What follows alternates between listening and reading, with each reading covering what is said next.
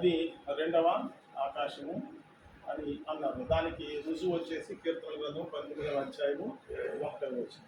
మొదటి ఆకాశము యేసుక్రీస్తు ప్రభు పండ మీద ప్రసంగంలో చెప్పినప్పుడు ఆకాశ పక్షులను చూపుడి అనేటువంటి దానిని ప్రస్తావించారు. కాబట్టి అది మొదటి ఆకాశం కింద మందులు, వర్షము, పక్షులు తిరిగేటువంటి స్థలము, మనకు కనపడేటువంటి దానిని మొదటి ఆకాశము, సూర్యచంద్ర నక్షత్రాలు ఉండేటువంటి స్థలము రెండవ ఆకాశం. ఇప్పుడు మూడవ ఆకాశమును మనకు కనబడదు, కానీ ఇక్కడ పరోక్షముగా అంటే దర్శనములో, ప్రత్యక్షతలలో, ఆత్మలోనే అతను మూడవ ఆకాశంలోకి వెళ్ళినట్లుగా పౌలు చెప్తూ ఉన్నాడు. ఆ మూడవ ఆకాశంలో ఏమున్నది అని అన్నాడు? దేవుడు మూడవ ఆకాశంలో ఉన్నాడు అనేటువంటి దానికి రుజువు లేదు. there is no biblical proof that Lord God Jehovah is living in third heaven. In third heaven only paradise is there. It is different from heaven. పరలోకమునకును ప్రదేశమునకును తేడా ఉన్నది. పారడైజ్ అనేటువంటిది పరలోకములో ఒక భాగమే, కానీ ఇట్ ఇస్ నాట్ హెవెన్. అది పరలోకము కాదు. సో మూడవ ఆకాశంలో ఏమున్నదన్నాడు? పరదైసు ఉందన్నాడు. పరదైసు డ్రై అయిపోతుంది. సో పరదైసు, సో మూడు ఆకాశముల గురించి మనకు బైబిల్లో ఉంది. మూడు ఆకాశముల గురించి మనకు బైబిల్లో ఉంది. ఇది థర్డ్ హెవెన్. కానీ ఇక్కడ సొలొమోను ప్రార్థన చేసినప్పుడు ఈ ఆకాశము, మహాకాశము అంటే ఏమిటి?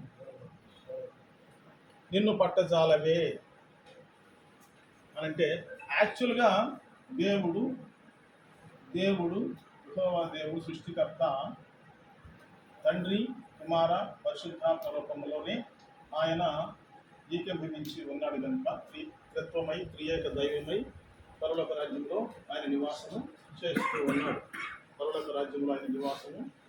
చేస్తూ ఉన్నాడు. కాబట్టి ఆయన ఆదికాండం 3వ అధ్యాయం 15వ వచనం నుండి మన ప్రవచనాలు చూసుకున్నట్లయితే మొదటి రాకడ గురించినటువంటి ప్రవచనాలు ఇప్పుడు నెరవేర్చి దావీదు రాజు, యెషయా ప్రవక్త, ఇర్మియా ప్రవక్త, హెస్కేలు, జకరియా ప్రవక్తల ద్వారా, దానియేలు ప్రవక్త ద్వారా ప్రకటించబడినటువంటి ప్రవచనాలన్నీ నెరవేర్పు నిమిత్తమై దాని ప్రకారముగా యేసుక్రీస్తు ప్రభు ఈ లోకములోనికి కుమారుని తండ్రి ఈ లోకంలోనికి పంపించాడు. భూమి మీదకి తండ్రి కుమారుని భూలోకంలోనికి పంపించాడు. ఎప్పుడు? 2024 సంవత్సరాలకు పూర్వం. 2024 సంవత్సరాలకు పూర్వము యెహోవా దేవుడు, తండ్రి యెహోవా దేవుడు కుమారుడైనటువంటి యేసుక్రీస్తు ప్రభువుని భూమి మీదకి మానవావతారునిగా పంపించాడు. అది యోహాను సువార్త 1వ అధ్యాయం 14వ వచనంలో క్లియర్ కట్గా ఉంది. ఆ వాక్యం శరీరధారి అయి కృపా సత్య సంపూర్ణుడిగా మన మధ్య నివాసం చేశాను అనేటువంటిది మనం చక్కగా మత్తయి సువార్త 1:21లో కూడా ఇమ్మానుయేలుగా ఈ లోకంలో పుట్టాడు అనేటువంటి, కన్యగర్భంలో పుట్టాడు అనేటువంటి మత్తయి సువార్త 1:18లో కూడా మనకి చక్కగా క్లియర్ కట్గా మనకి రిఫరెన్సెస్ ఉన్నాయి. సో మొదటి నుండి తండ్రి, కుమార, పరిశుద్ధాత్మలు ఏకీభవించి ఉన్నారు ఆదికాండం నుంచి కూడా.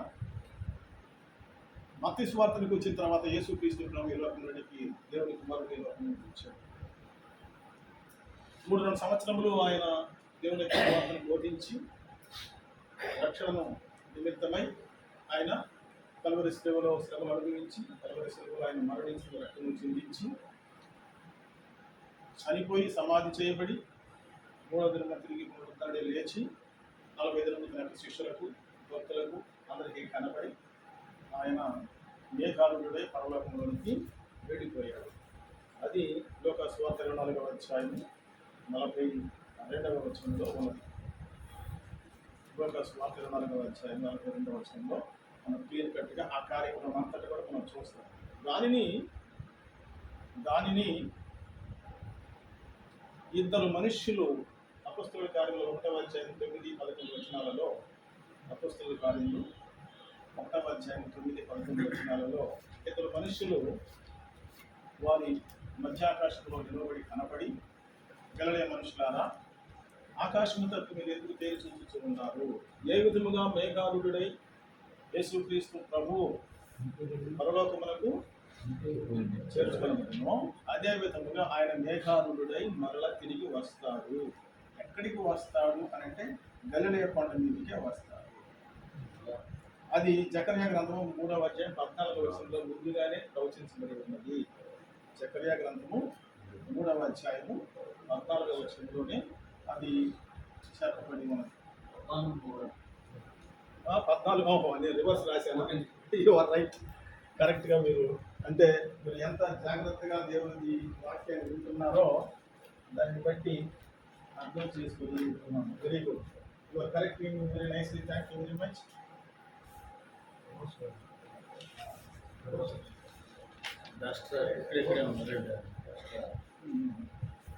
సో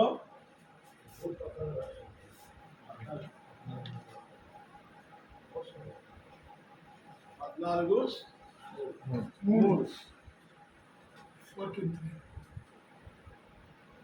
సో ఆయన గలిలయ కొండ మీద కాళ్ళు పెడతాడు, దిగి వస్తాడు అనేటువంటిది అక్కడ జకర్యా ప్రవక్త ద్వారా ప్రవచించింది. ఒలీవల కొండ మీద, సియోను కొండ, ఒలీవల కొండ, ఇవన్నీ కూడా దగ్గరనే ఉంటాయి అన్నమాట. సో తర్వాత ఆయన వెళ్ళిపోయిన తర్వాత ఏం చెప్పాడు? తన శిష్యులకి చేతులెత్తి ఆశీర్వదించి తండ్రి వాగ్దానం చేసినటువంటి ఆ పరిశుద్ధాత్మను ఆదరణకర్త మీ మీదకి పంపిస్తున్నాను. కాబట్టి మీరు ఇంట్లోకి వెళ్ళొద్దు. మీరు ఏం చేయాలి? యెరూషలేముకి వెళ్ళి తండ్రి వాగ్దానం చేసినటువంటి ఆత్మను పొందేంత వరకు కూడా మీరు అక్కడ ఉండండి అని చెప్పి వాగ్దానం చేసి యేసు ప్రభు పరలోకంలోనికి ఆశీర్వదించి. కాబట్టి వాళ్ళు ఏం చేశాడు? సంతోషంతో ఆయనకి దండం పెట్టి నమస్కరించి వాళ్ళు యెరూషలేము పట్టణానికి వచ్చి మేడగదిలో 120 మంది ప్రార్థన చేస్తూ ఉంటుండగా యేసుక్రీస్తు వాగ్దానం చేసినటువంటి పరిశుద్ధాత్మని పంపిస్తుంది. ఇప్పుడు పరిశుద్ధాత్మ దేవుడు ఎక్కడ ఉన్నాడు? ముందు తండ్రి, తర్వాత కుమారుడు, ఇప్పుడు మూడవదిగా holy spirit, spirit of God, holy spirit. తండ్రి యొక్క ఆత్మను, వాగ్దానం చేసినటువంటి ఆత్మను భూలోకం మీదకి పంపించాడు. కాబట్టి 120 మంది మీదికి పరిశుద్ధాత్మ దిగి వచ్చినప్పుడు వాళ్ళు ఏం చేశారు? జకర్యా 14:4 రాయండి. అయ్యగారు 3 చెప్పాడు. ఓకే, యాడ్ చేసి ఓకే, కంటిన్యూషన్. ఓకే, సో కాబట్టి పరిశుద్ధాత్మ దేవుడు ఇప్పుడు ఎక్కడ ఉన్నాడు? పరిశుద్ధాత్ముడు, తండ్రి వాగ్దానం చేసినటువంటి పరిశుద్ధాత్ముడు ఎక్కడ ఉన్నాడు? భూమి మీద ఉన్నాడు. భూమి మీద ఉన్నాడు. పౌలు ఏం చెప్తాడంటే ఏథెన్స్ పట్టణంలో వెళ్ళినప్పుడు ఆయన సృష్టికర్త అయినటువంటి దేవుడు మనలో ఎవరికి దూరంగా ఉండేవాడు కాడు. మనము ఆయనలో ఉనికి కలిగి ఉన్నాము. We are having our being in him. Being అంటే ఉనికి, దేవుని యొక్క ఉనికి అంటే పరిశుద్ధాత్మ దేవుని యొక్క ఉనికిని మనము కలిగి ఉన్నాం. 17వ అధ్యాయం అపొస్తలుల కార్యములలో ఏథెన్స్ పట్టణంలో పౌలు డిక్లేర్ చేసింది ఏమిటి అంటే, మనలో ఎవరికి దేవుడు దూరంగా ఉండేవాడు కాడు. మనము ఆయనలో ఉనికి కలిగి ఉన్నాము, ఆయనలో చెలించుచున్నాము, కదులుచున్నాము. That means he breathed into our nostrils. ఆదాములో ఊదినటువంటి ఆయన యొక్క ఊపిరి ద్వారా అందరిలోనూ దేవుడు వ్యాపించి ఉన్నాడు అనేటువంటి దానికి రుజువు అన్నమాట. మీతో ఉంటాడు, ఆయన మీలో కూడా ఉండండి. అది 14వ అధ్యాయం యోహాను సువార్తలో. మీరు ఇంకా అడ్వాన్స్కి వెళ్ళిపోయారు. మేమందరూ చదువుకున్న వాళ్ళమే, మేము మూలం నుంచి వస్తున్నాము, మీరేమో హయ్యర్ లెవెల్కి వెళ్ళిపోతున్నారు. దానికి కాదు. Very good, thank you very much. Very good. So ఆయన మీలో ఉంటాడు, మీతో ఉంటాడు అనేటువంటిది యేసుక్రీస్తు ప్రభు సత్య స్వరూపినటువంటి పరిశుద్ధాత్మ దేవుని గురించి తన శిష్యులతో మాట్లాడినప్పుడు చక్కగా చెప్పారు. యేసుక్రీస్తు ప్రభు ఆయన మీలోనికి వచ్చినప్పుడు మిమ్మల్ని ఎలా నడిపిస్తాడు అని అంటే సర్వ సత్యములోనికి నడిపిస్తాడు. సత్యము అంటే యేసుక్రీస్తు, యేసుక్రీస్తులకు సాదృశ్యం. సత్యములోనికి నడిపిస్తాడు అని అంటే సర్వ సత్యములోనికి, భూమి ఆకాశములలో దేవుని యొక్క సర్వసత్యములోనికి, తండ్రి కుమార పరిశుద్ధాత్మ సర్వసత్యములోనికి కూడా ఈ పరిశుద్ధాత్మ దేవుడు మిమ్మలను నడిపిస్తాడు, తెలియచేస్తాడు.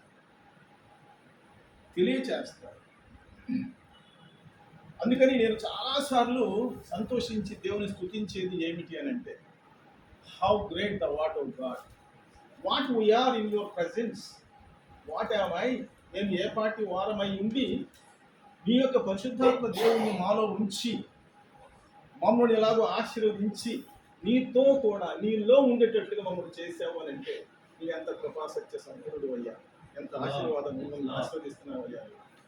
ఏ జనాంగమునకు లేనటువంటి మహా గొప్ప కృపను క్రైస్తవులమైనటువంటి యేసుక్రీస్తును నమ్మినటువంటి విశ్వాసులకు మాకు అనుగ్రహించావు నువ్వు. అందుకని సర్వలోకమునకు వెళ్ళి సర్వ సృష్టికి సువార్తను ప్రకటించుకున్నాను. నేను మీకు తోడుగా ఉంటాను, యుగాంతము వరకు ఎల్లప్పుడూ సదాకాలం నేను మీకు తోడుగా ఉంటాను అని అన్నాడు. అయితే ఇప్పుడు మీకు ఒక చిన్న విషయాన్ని చెప్పిన తర్వాతనే నేను ఈ ర్యాప్చర్ అనేటువంటి విషయానికి వెళతాను. ఏమిటి అని అంటే, యాక్చువల్గా ఎన్ని మండలాలు ఉన్నాయి అని అన్నప్పుడు మనము ఎన్ని మండలాలు యాక్చువల్గా దేవుడు సృష్టించిన సృష్టిలో ఉన్నాయి చెప్పండి, ఎవరికైనా తెలిసి ఉంటే. సోషల్ స్టడీస్లో ఏ మండలాలు అయ్యి?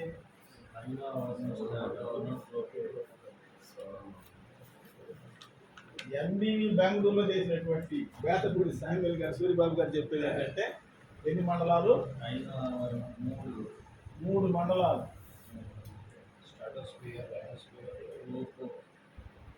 3 మండలాలు ఉన్నాయి. ఏంటయ్యి? ఐనో,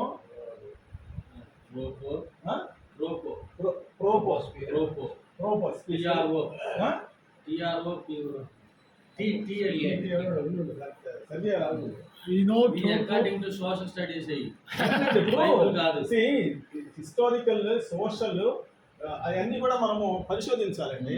people will be talking to us, they will be confusing us. మనము క్లియర్ కట్ మనం తెలుసుకోవాలి. ఐనో వర్ణము, ఆవరణం అంటే సరే చెప్పండి.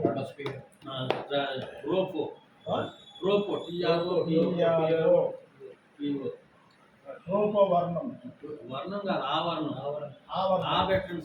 ఓకే. తర్వాత స్ట్రాటో. ఐ థింక్ డీప్ వర్డ్స్ అనుకుంటా. స్ట్రాటో ఈ 3 అకార్డింగ్ టు సోషల్ స్టడీ. ఐనో ఆవరణం, ట్రాపో ఆవరణము, స్ట్రాటో ఆవరణము, 3 మండలాలు. దీనికి మెజర్మెంట్స్ ఉన్నాయి సార్. భూమి నుంచి ఖగోళ శాస్త్రంలో జియాలజీ, అదే కదా, జియాలజీ కదా.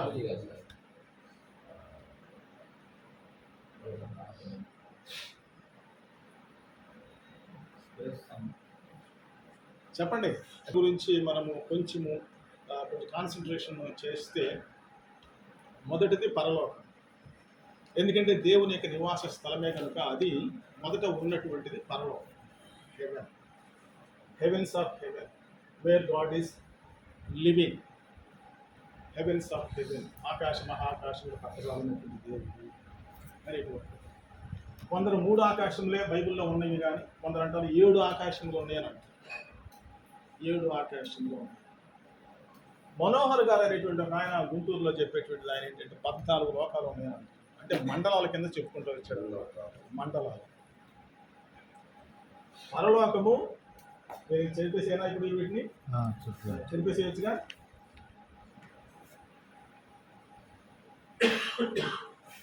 డానియల్ గారు ఉంటే ఇక్కడ చక్కగా హెల్ప్ చేస్తాడు నాకు. డానియల్ గారు ఎక్కడ వెనకాల ఉన్నాడు. అందుకే డాని గారు ముందుకు రమ్మన్నా. జగన్ గారు ఇక్కడ వేసుకోవాలి కుర్చీ. ముందున్న వారు వెనకాల ఇతర రకాలు ముందు అవుతారు. ఇప్పుడు మీరు వెనకాల ముందుకు వచ్చారు. ఇది చాలు. ఇప్పుడు ఈ ముందు పరలోకం ఉంది కదా, ముందు పరలోకం కుర్చీ అక్కడ వేసుకోవచ్చు. ముందు అక్కడ వేసుకో, పరలోకం. పర్లేదు. కుర్చీ వేసుకోండి. ఆ తర్వాత మనం ఉండేటువంటిది భూలోకం.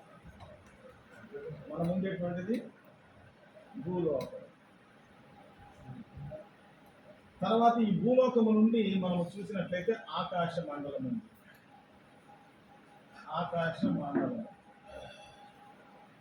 ఈ ఆకాశ మండలములోనే మహాకాశం, ఇందులో గురు దాని పైన మహాకాశ మండలం.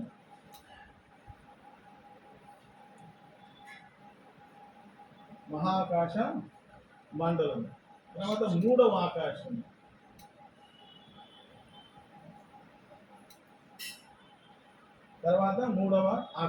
ఈ మూడవ ఆకాశంలోనే పరదైసు.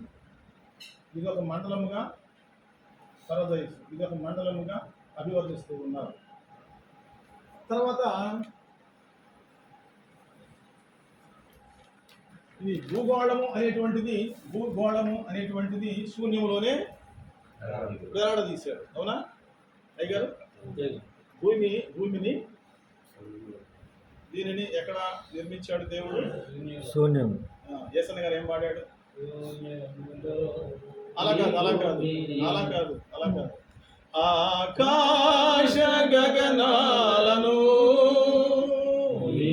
జనతో కొలచితివి, ఆకాశ గగనాలను నీ జనతో కొలచితివి, శూన్యములో ఈ భూమిని వేలాడదీసిన నా యేసయ్యా, శూన్యములో ఈ భూమిని వేలాడదీసిన నా యేసయ్యా, నీకే వందనం, నీకే వందనం, నీకే వందనం, నీకే వందనం. హల్లెలూయా. తర్వాత దీనికి కింద ఏమంటుందంటే పాతాళ లోకం. ఇది ఒక మండలం. ఆ తర్వాత మృతుల లోకం. మృతులు చనిపోయిన తర్వాత ఉండేటువంటి లోకాన్ని మృతుల లోకము అన్నారు. తర్వాత ఇది అంతటికీ కూడా శూన్య మండలం అవుతుంది. శూన్య మండలం. తర్వాత శూన్యములో వాయుమండలం కూడా ఉంది. వాయుమండలం, దే షుడ్ బి స్పేస్ కదా. తర్వాత వాయు శూన్యము మధ్యలో మేఘ మండలం ఉంది.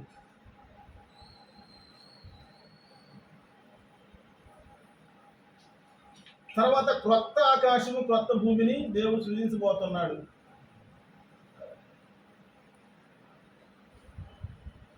క్రొత్త భూమి.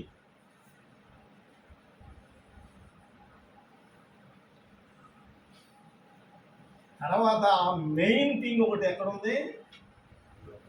నరకం. అగ్నిగుండం, నరకము. వీళ్ళారా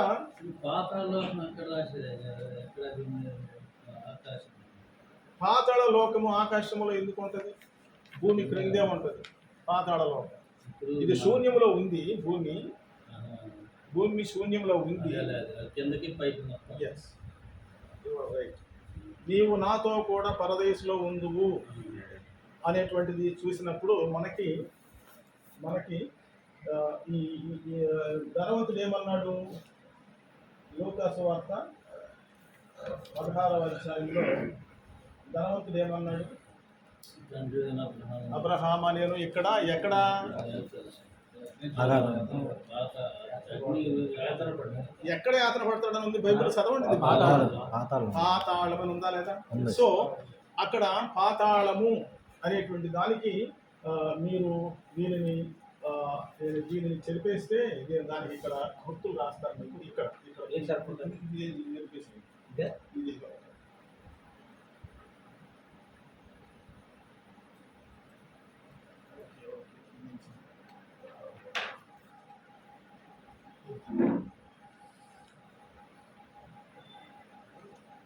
సార్ మీరు చెప్పిన ఈ పాతాళ లోకం, మృతుల లోకం ఇవన్నీ కూడా భూమిలో ఉన్నాయి కదా. కాదు కాదు, భూమికి పైన కింద పైన కింద ఉంటాయి అవి. దానికి సపరేట్ సపరేట్ స్పేసెస్ ఉంటాయి. పాతాళ అగ్ని జ్వాలల్లో నరకమే అది ధనవంతులు ఉంది. చెప్తాను చెప్తాను. గోడకు సంబంధించిన గోడకు బయట ఉంది అది.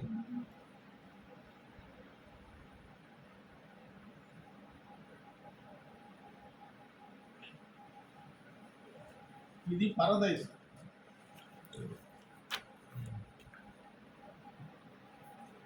ఇది పరదైస్, ఇది పాతాళ. ఇది మధ్యలో ఏముంది వాళ్ళకి ఎదురులో? అగాధం. సో దిస్ ఆర్ ఆల్ భూమికి దానికి మనం కంపేర్ చేసుకో లేనటువంటి స్థలములు అనమాట. ఇవి చాలా పెద్ద పెద్ద మండలాలు, పెద్ద అనమాట. ఎన్నో కోట్ల మంది మనుషులు పట్టేటువంటి స్థలాన్ని దేవుడు దానికి ఏర్పాటు చేసి పెట్టాడు. సో ఈ ఈ ఈ ఈ పరదైసు అనేటువంటి భాగములలో అబ్రహాం ఏమన్నాడు? మీరు మా యొద్దకు రాలేనట్లుగా మేము మీ యొద్దకు రాలేనట్లుగా మధ్యలో ఏముందన్నాడు? అగాధము. అది యోగస్వార్త 16వ అధ్యాయం. మీరు ప్రూఫ్ వచనం చెప్పండి నాకు. 16వ అధ్యాయము యోగస్వార్త. అది అగ్ని జ్వాలలు కదండి. 26 వచ్చింది. చెప్పండి. 26. మళ్ళీ చెప్తే ఇబ్బంది వస్తుంది. చదువు. ఇప్పుడు అగ్నిలో నేను యాతన పడుతున్నాను అని అన్నాడు. కానీ అగ్ని ఆరదు, పురుగు సావదు అనేటువంటిది యేసుక్రీస్తు ప్రభు చెప్పాడు. 26 ఏంటి సార్? 16 వేసాను కదా. సో దేవుని యొక్క వాక్యాధారంగానే మనం పరిశీలిస్తూ ఉన్నాం. We are not assuming. మనము ఏదో ఒక ఊహాగానముల చేత ఎవరో రాసినటువంటి దానిని ఆధారంగా చేసుకుని మనం మాట్లాడలేము. యేసుక్రీస్తు ప్రభు ఏం చెప్పాడు, అక్కడ అబ్రహాం ఏమి చెప్పాడు, ధనవంతుడు ఏం చెప్పాడు అనేటువంటిది. ధనవంతుడు కూడా అబ్రహాముతో మాట్లాడేటప్పుడు భూమి మీద నాకు ఎంతమంది సహోదరులు ఉన్నారు, 5 అన్నదమ్ములు ఉన్నారు, వాళ్ళ దగ్గరికి ఈ పేదోడిని లాజర్ను పంపించు అని అంటే అక్కడ మోషేయు ప్రవక్తలు ఉన్నారు. అక్కడ ఆ వాక్యం వారు వింటే రక్షణ పొందితే చాలు, వాళ్ళు పరదేశకు వచ్చేస్తారు అని అబ్రహాము ఆ ధనవంతుడితో చెప్తాడు.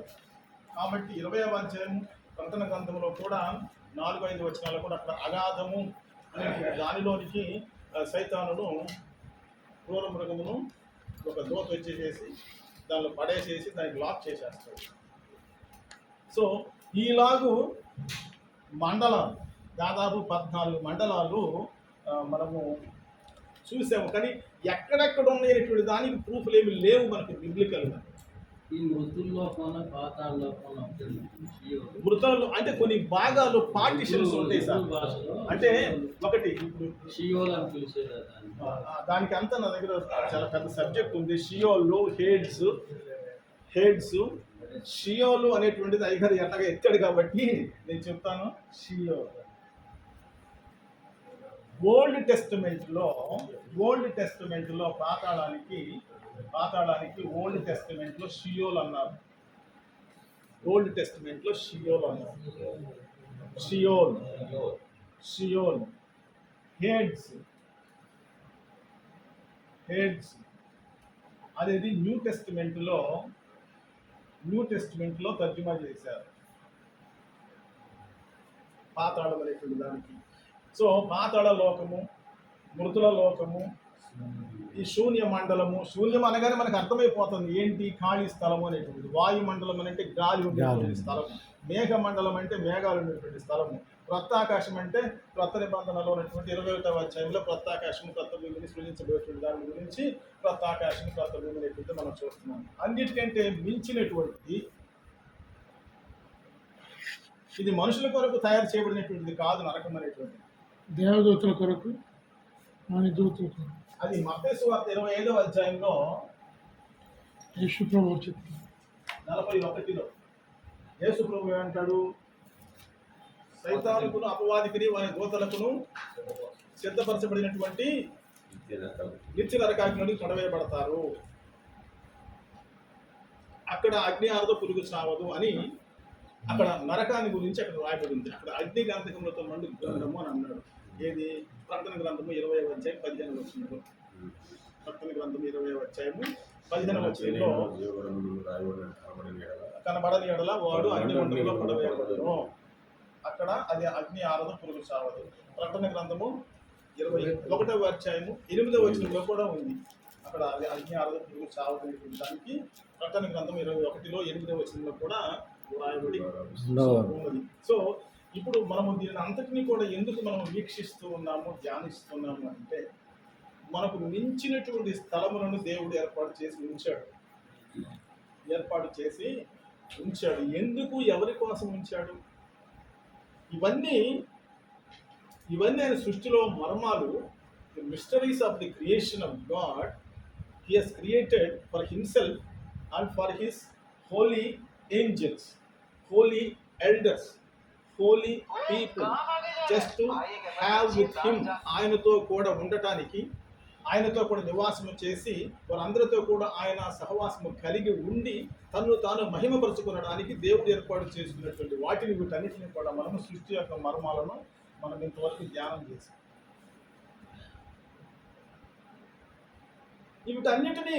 వీటన్నిటినీ మనము చూసినప్పుడు ఇలారా తృణప్రాయముగా ఉన్నటువంటి మనుష్యుణ్ణి తనతో కూడా సహవాసంలో ఉంచుకోవాలి అని అన్నదానికి నిదర్శనం ఏమిటి? అసలు ఎలాగో మనం దాన్ని ఎలా థింక్ చేయాలి? హౌ టు కోరలేట్, అనుసంధానం మనం ఎలా చేయాలి? మానవునితో దేవుడు నివాసం చేయాలి అనేటువంటి దానికి ఎలాగ అనుసంధానం చేయాలి?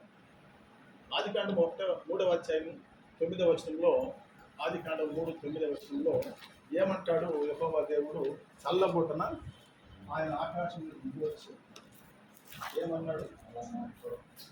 దేవుడైన యెహోవా ఆదామును పిలిచి నీవు ఎక్కడ ఉన్నావు అని అందుకతడు నేను తోటలో నీ స్వరము వినినప్పుడు దిగంబరిగా ఉంటుంది కనుక భయపడి దాగుతుంటిని.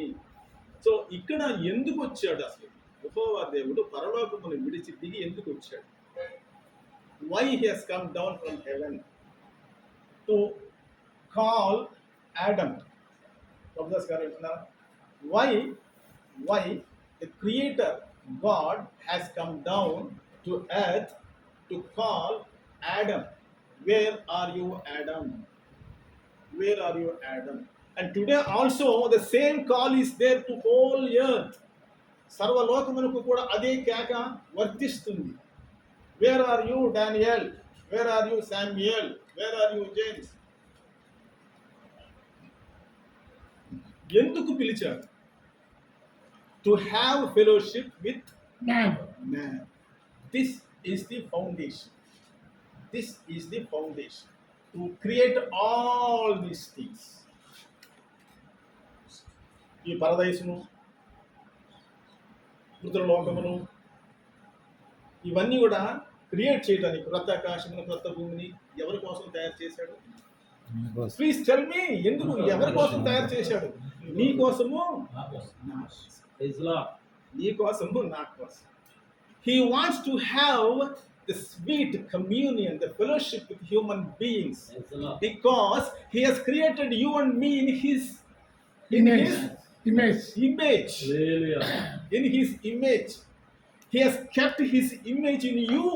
నీలో నీ లోపల తన రూపమును నిర్మించుకున్నాడు కనుక నీతో సహవాసం చేయటానికి ఆయన ఇందాక అనుకున్నామే పరిశుద్ధాత్మను ఎందుకు పంపించాడు ఈ లోకంలోనికి అని అంటే నీతో సహవాసం చేయి, నీతో సహవాసం చేయి, నీతో మాట్లాడటానికి.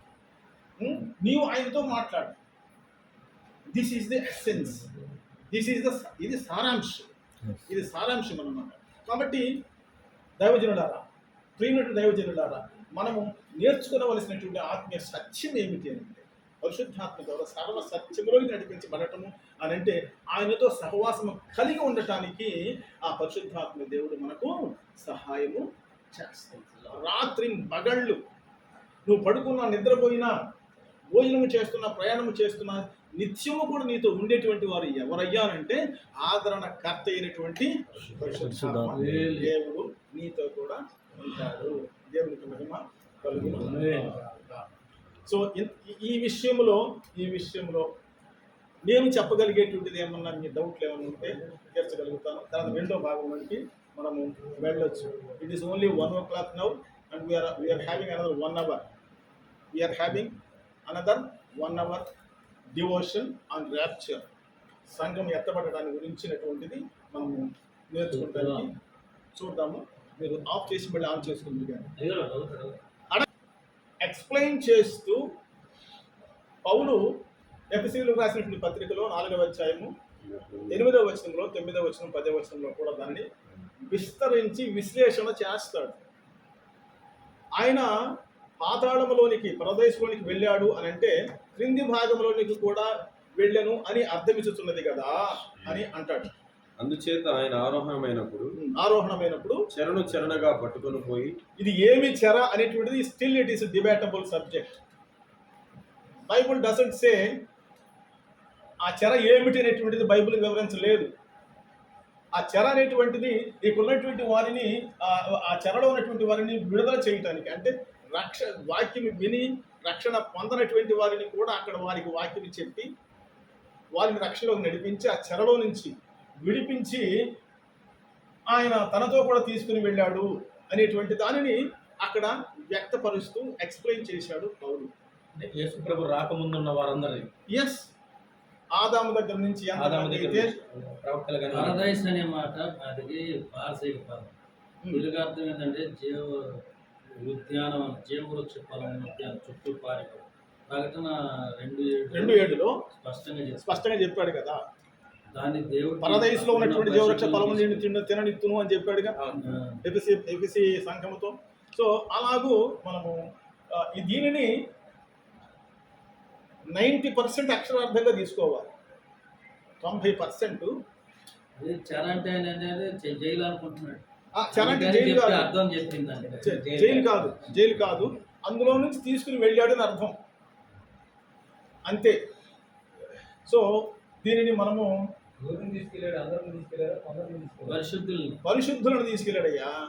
27:52 ప్రకారం సమాధుల నుంచి లేచిన పరిశుద్ధులు లేచిన ఆయనతో పాటు పరదేశం పరలోకానికి వెళ్ళేదంటే మత్తయి 27:52 చదువు. చూడండి మత్తయి సువార్త 27:52. 27లో అక్కడ పరిశుద్ధులు లెగిస్తారు కదా. యేసుక్రీస్తు ప్రభు శిలువ వేసినప్పుడు పరిశుద్ధుల సమాధులు తెరవబడి నిద్రించిన అనేక మంది పరిశుద్ధుల శరీరములు లేచెను. ఎక్కడ నిద్రిస్తున్నారు వీళ్ళు? సమాధులలో. శరీరమే ఉంది సమాధిలో, ఆత్మలు ఎక్కడ ఉన్నాయి? The difference you should understand. Our bodies will be in graves. మన యొక్క శరీరాలు సమాధుల్లో ఉంటాయి, కానీ ఆత్మలు దేవుని పరదేశంలో ఉంటాయి. అంటే బ్రదర్ అడిగినట్లుగా ఆదాము దగ్గర నుంచి యేసుక్రీస్తు పునరుద్ధరణ వరకు ఉన్నటువంటి ఆత్మలను ఆయన తీసుకుని వెళ్ళాడు అని అర్థం. లిటరల్గా తీసుకోవాలి మనము అంతవరకే. కానీ మనం అజ్యూమ్ చేసుకొని వాళ్ళని కామెంట్లు ఎలా చెప్పారు, అక్కడ వీళ్ళు ఎక్కడ ఉన్నారు అంటే ఎవరు చూడలేదు. Nobody has seen the paradise except Saint Paul. Except Saint Paul. Sir సమాధులు తెరవబడినప్పుడు వారందరూ భూమి మీద జీవించారా? జీవించారండి కొంతకాలము. ఎంతకాలం జీవించారు? యేసుక్రీస్తు ప్రభువుతో కూడా వాళ్ళు ఉన్నారు. అక్కడ పట్టణంలో కనపడ్డారని కూడా బైబిల్లో ఉంది. పట్టణంలో ఆ పరిశుద్ధులు కొంతకాలం ఉన్నారు, తర్వాత పైకి ఎత్తబడ్డారు. It is very clear. ఊహాగానాలు అక్కర్లేదు మనకి. యేసు ప్రభు ఎలాగ 40 దినాలు కనబడ్డాడు, అలాగే యేసు ప్రభు మహిమ శరీరంతో కనపడి తిరిగాడు కదా. సార్ యేసు ప్రభు 40 దినాలు ఉన్నారు. వీళ్ళు ఎన్ని రోజులు ఉన్నారు? అంతా అదే రోజులు ఉన్నారు వాళ్ళు. అంతే రోజులు ఉన్నారు. ప్రభు వెళ్ళకుండా వాళ్ళు వెళ్ళలేరు కదా. ఆయనగా తీసుకెళ్ళాడు వాళ్ళని. ఆయనే తీసుకెళ్లేది ఇంకెవరు లేదు. So our hearts are clear.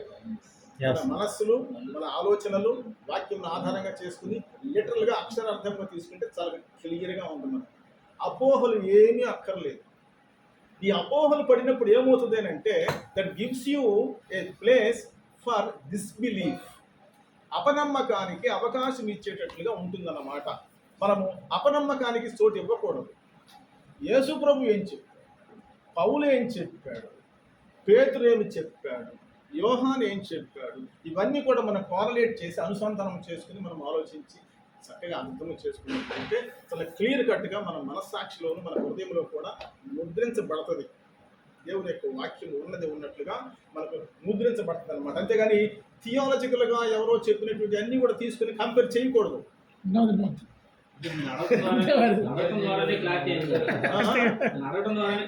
కరెక్టే. నేను అందుకనే మేము ఇంత వివరంగా చెప్తున్నాను. మేము అడగటం తప్పు కాదు. నేను లాగన్ గారు గురించి చదివా. లాగన్ గారు చార్ట్ చేశాడు. ఆయన చార్ట్ కింద ప్యారడైజ్ పాతాళం ఒక కింద ఉన్నట్టు బిఫోర్ యేసుక్రీస్తు రాకడ తర్వాత పైకి ఉన్నట్టు ఒక చార్ట్ కూడా వేసాడు ఆయన. సో దాన్ని నేను చదివాను. So that's why it asking. So it's okay. I have studied when I was studying in Noble College. I studied G.R. books, all the things. నర్సాపురంలో ఉండి ఆయన రాసినటువంటి అన్ని కూడా నేను చదివాలనుకోండి. Okay, thank you very much for referring G.R. Lorne. He's a very good teacher. చెప్పండి. మీరు ఇందాక చెప్పిన దాంట్లో చిన్న డౌట్. చెప్పండి. ఇందాక మీరు పరదేశ్కి ఆయన వెళ్ళిన తర్వాత అంటే చనిపోయి ఆయన ఊరు కింద భాగంలో దిగి వచ్చిందని చెప్పని ఇందాక ఎఫ్ఎస్సీ బుక్లో చదివాను కదా. ఆయన నశించిపోయిన అంటే రక్షణ లేని వాళ్ళు కూడా రక్షణ కలగజేసి అన్న మాట అన్నారు, మీరు ఉపయోగించారు. రక్షణ లేనటువంటి వారిని కాదు, అక్కడ రక్తము చిందించబడింది యేసు ప్రభు మరణం వరకే భూమి మీద. అది భద్రం చేయబడింది. ఇప్పుడు పాత నిబంధనలో జలము ఎలాగూ నిల్వ చేసి పెట్టారో పాత్రలో, ఆ తర్వాత యూదులకి అందరికీ కూడా అది ఎలాగూ వర్తిస్తూ ఉందో, అది once it is shed blood అంతే. అది అంతవరకు. ఆ తర్వాత మళ్ళీ అక్కడ చిందించబడటానికి అవకాశం ఏమి లేదు. అక్కడ సిలువ వేయబడలా పరదేశంలో యేసుక్రీస్తు ప్రభు. జరిగింది ఇక్కడే భూమి మీద, పరదేశంలో కాదు. అంటే మామూలుగా పరదేశంలోనికి వెళ్ళినటువంటి వారందరూ పరిశుద్ధులే కానీ పాపులు కాదు, నీతిమంతులే. ఈ పర్గటోరీ అనేటువంటిది ఆర్సియంలో ఉంది. రోమన్ కథోలిక్ మిషన్లో. కాబట్టి మార్మోనిజం అని ఒక గ్రూప్ ఉంది. మార్మోనిజం వాళ్ళు ఇదే చెప్తారు. పరలోకంలో కూడా మారుమనసు ఉన్నారు. అది కాదు, కరెక్ట్ కాదు. ఇవన్నీ ఏంటంటే మారుమనసు ఏడే. సెమినరీస్ లో కొంతమంది బైబిల్ పండిట్స్ చెప్పేటువంటి కామెంటరీస్ ఆధారంగా చేసుకుని రాసిన పుస్తకాలను చదివి కొన్ని సంఘాలు వాళ్ళ సిద్ధాంతాలని అలా మలుచుకుంటూ ఉంటారు అనమాట. అయితే ధనవంతుడికి అక్కడ మారుమనసు వచ్చింది కదా, మరి అక్కడ మారుమనసు వచ్చింది, మరి ఆడింది పర్లోకి వెళ్ళలేదు. మారుమనసు లేదు ఇక్కడే. అక్కడ తీర్పు తీర్చిపోయింది. నువ్వు ఇక్కడ ఓల్డ్ టెస్ట్మెంట్ ఇప్పుడు మళ్ళీ అక్కడ వాక్యం చెప్పిన మాట వాడారు. అంటే వాక్యం చెప్పడం అని అంటే ఏంటంటే బలపరచడం అనేటువంటిది జరుగుతుంది. బలపరచడం. ఇప్పుడు ఒక్క మాటతోనే రక్షణ పొందాడు రెండో దొంగ. అంటే అంతకు ముందు వినలేదా యేసు ప్రభువుని గురించి అతను? నీవు నీ రాజ్యంలోనికి వచ్చినప్పుడు అన్న విషయం అతను ఎక్కడ తెలుసు? అయ్యా చిన్న మాట. ఇప్పుడు పరదేశికి నీతిమంతుల ఆత్మలు అవుతాయి కదా. అప్పుడు సపోజ్ నా పాపలు ఉన్నారు, చోరులు ఉన్నారు, వ్యభిచారులు ఉన్నారు, నరహంతులు ఉన్నారు, వీళ్ళందరూ ఆత్మలు అనేది అవుతాయి. దాంట్లో డిఫరెన్స్ ప్లేసెస్ ఉన్నాయా? ఇదే రెండే రెండు భాగాలండి, పరదేశం పాతాళము. అంటే యేసుప్రభు కూడా ఆ చెడ్డదాసుని వెలుపడి గృహంలో పడి మత్తయి సువార్త మత్తయి సువార్తలో ఆ చెడ్డదాసుని తీసుకెళ్ళి కాళ్ళు చేతులు కట్టి వెలుపల 22:12 ఎందుకు 21:8కే వెళ్ళిన ప్రకటన 25-30 మత్తయి సువార్తలో పనికి మాలిన ఆ చెడ్డదాసుని వెలుపడి చీకటిలో త్రోసివేయడి అక్కడ వేడుకున్న పండుగ ఒకటి అది మనకు క్లియర్ కట్గా యేసుప్రభు చెప్పాడు ఇక్కడ. అక్కడ ప్రకటన గ్రంథంలో కూడా ఏం చెప్పాడు 21:8లో ఆ పాపాలన్నీ గురించి, పాపం చేసిన వారిని గురించి లిస్ట్ రాసి 9 లిస్ట్ రాసి మండు అగ్ని వల్ల అగ్నికొండ కులంలో పడవేయబడు. అక్కడ అగ్ని యోగనందం ఆకాశ అనావృష్టి చేత ఉష్ణం చేత మంచు నీళ్లు చేత ఇసుకున్నట్టు పాతాళము పాపం చేసిన వారిని పట్టుకున్నాను. వ్యభిచారులు, చోరులు ఇవన్నీ ఆ లిస్ట్కి అవుతారు. మనము దైవజనులు సారీ సార్ ఆయన చెప్తున్నారు. Okay thank you. మనము దైవజనులైనటువంటి మనము దేవుని యొక్క వాక్యాన్ని బాగా చదివి అర్థం చేసుకొని విభజించి గ్రహించి బోధించటం అనేటువంటి హెర్మనాటిక్స్. విభజించి బోధించడం 2 తిమోతి 3:15 చెప్పబడినట్లుగా మనము దేవుని యొక్క వాక్యాన్ని క్షుణ్ణంగా చదవాలి. ఆ మాటల యొక్క అర్థాన్ని అర్థం చేసుకోవాలి, గ్రహింపు చేసుకోవాలి. గ్రహింపు చేసుకున్న తర్వాత ధ్యానం చేయాలి. ధ్యానం చేసినప్పుడు మాత్రమే విభజించడానికి, గ్రహించడానికి వీలవుతుంది. అప్పుడు పరిశుద్ధాత్మ దేవుడు కార్యం చేస్తాడు. పరిశుద్ధాత్మ దేవుడే కార్యం చేస్తాడు, మనుషులు చెప్పినట్లు కాదు. వాక్యంలో కొన్నిసార్లు ట్రాన్స్లేషన్స్లో కొంచెం మాటలు, అక్షరాలు, పదములు కొన్ని మిస్టేక్స్ ఉంటే ఉండొచ్చు. అయితే భాషా సౌలభ్యం కోసం ట్రాన్స్లేషన్ మార్పులు ఉండొచ్చు. అయినప్పటికీ కూడా దేవుని యొక్క పరిశుద్ధాత్ముడే మనకు చక్కగా మనస్సాక్షిలో అర్థం చేస్తాడు అన్నమాట. అదే సర్వశక్తిని